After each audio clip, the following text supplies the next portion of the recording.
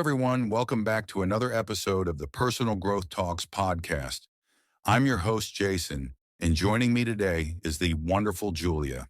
Hi, Julia. Hi, Jason. Hi, everyone. I'm so excited to be here. Today's topic is something we all face at some point in our lives. It's about finding peace when our hearts feel distracted and unsettled. That's right, Julia. Life can be so overwhelming sometimes. With work, family, social media, and so many other things pulling us in different directions, it's easy to lose focus and feel restless inside. For many of us, it feels like our hearts are running in 1,000 directions, but we can't seem to find that peace we truly need. Exactly. And this isn't just a big topic for people who are older or super busy. It's something everyone deals with, even beginners in their personal growth journey. That's why it's so important to learn how to calm the chaos in our minds and hearts. And the good news is we're here to help. In this episode, we're going to have a simple but powerful conversation about how to understand your distractions, how to focus on what truly matters, and how to create space for peace in your life. Yes.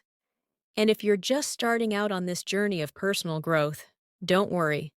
We're going to break everything down into easy steps that you can follow. So grab a cup of tea, find a cozy spot, and let's talk about how you can find peace, even in a distracted heart. Let's get started. All right, Julia, let's dive into the topic. When we talk about a distracted heart, it's not just about being busy or having a lot to do.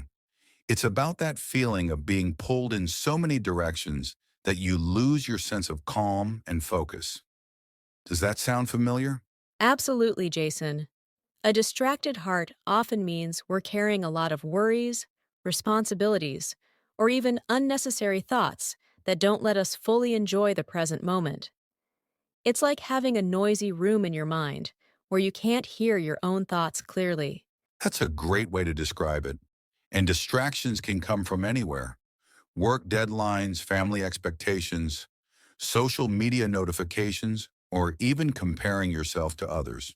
Yes, and sometimes the distractions aren't just external, they can also come from within.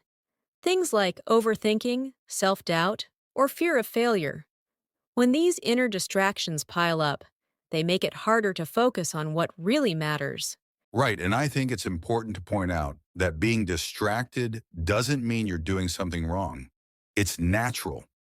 We live in a world that's constantly demanding our attention. The key is to recognize those distractions and take steps to manage them. Exactly. It's not about trying to be perfect or getting rid of all distractions. That's impossible. It's about finding balance and understanding what's worth your time and energy. So true. And one thing I've noticed is that when our hearts are distracted, it's often because we haven't taken the time to pause and ask ourselves, what really matters to me? Without that clarity, it's easy to get caught up in things that don't actually bring us peace. That's such an important question, Jason.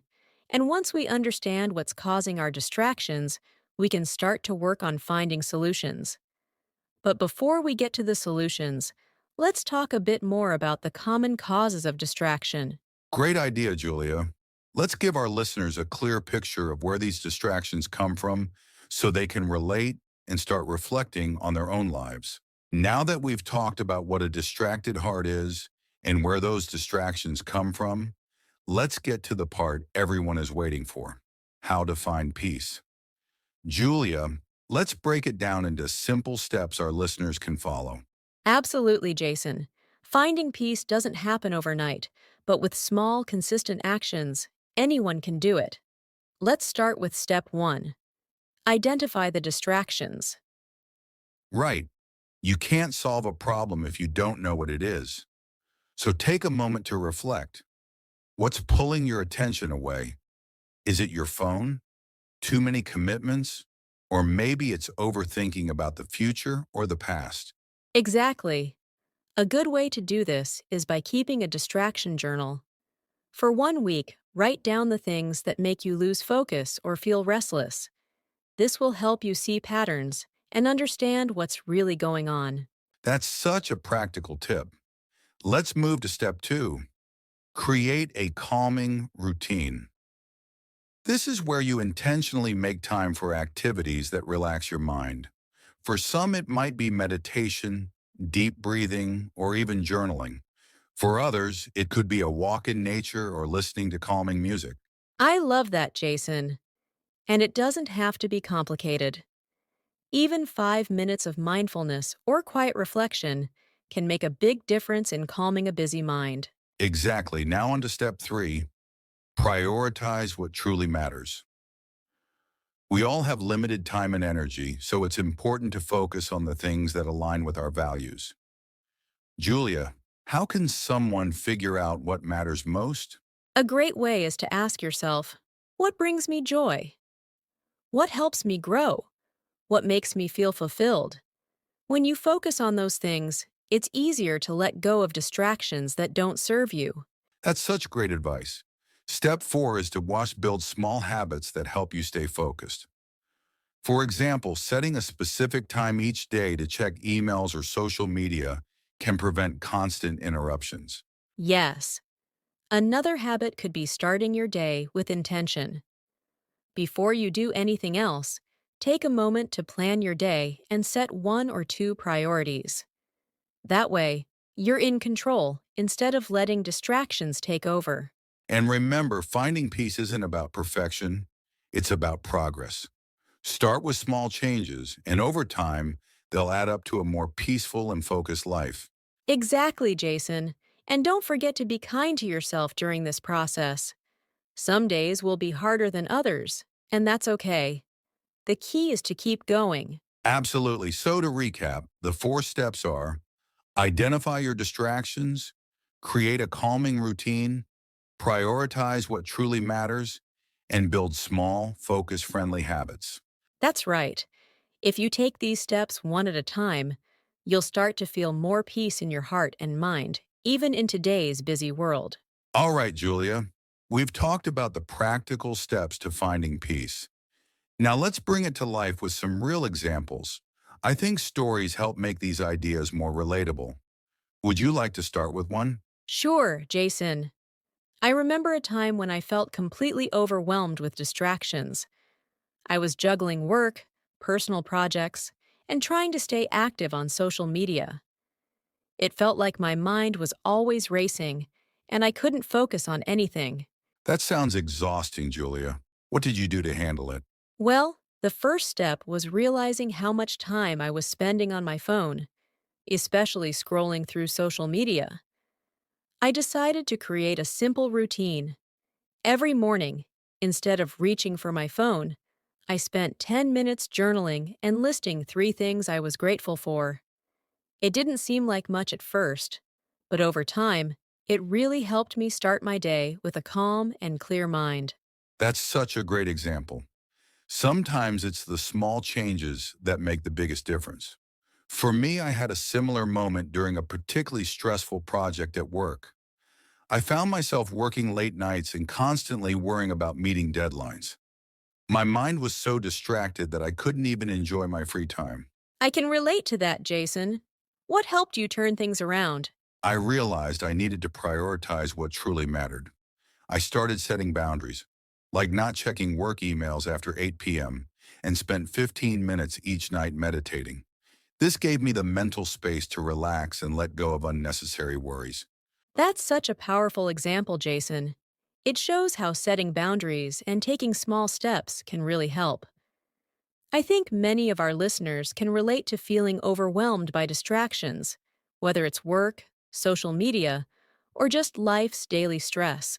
Absolutely. And these examples show that finding peace isn't about making drastic changes all at once. It's about taking small, intentional actions that help you regain focus and calm.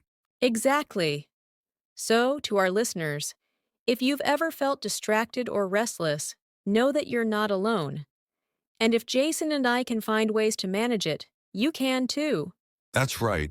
It's all about starting with one step at a time. And the more you practice, the easier it becomes to find peace in the middle of life's chaos. We've covered a lot today, Julia, and I think it's clear that finding peace in a distracted heart is possible, even if it feels difficult at times. But before we wrap up, I want to take a moment to encourage our listeners. That's a great idea, Jason. To anyone listening, I want to remind you that it's okay to feel overwhelmed sometimes. Life can be messy, and distractions are part of being human. The important thing is to recognize them and take small steps toward finding peace. Exactly. Don't put pressure on yourself to have everything figured out right away. Even just starting with one simple habit, like setting aside a few minutes for quiet reflection each day, can make a big difference over time. And remember, progress is more important than perfection. There will be days when you feel like you're making progress, and other days when it feels harder. That's completely normal. What matters is that you don't give up on yourself. That's such an important point, Julia.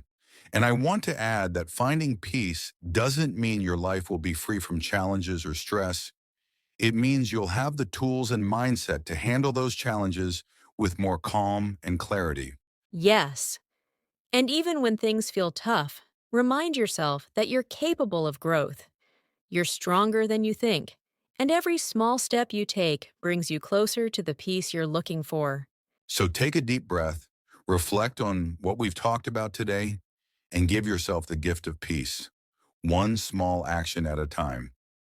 You've got this, and we're here cheering you on every step of the way. That's right.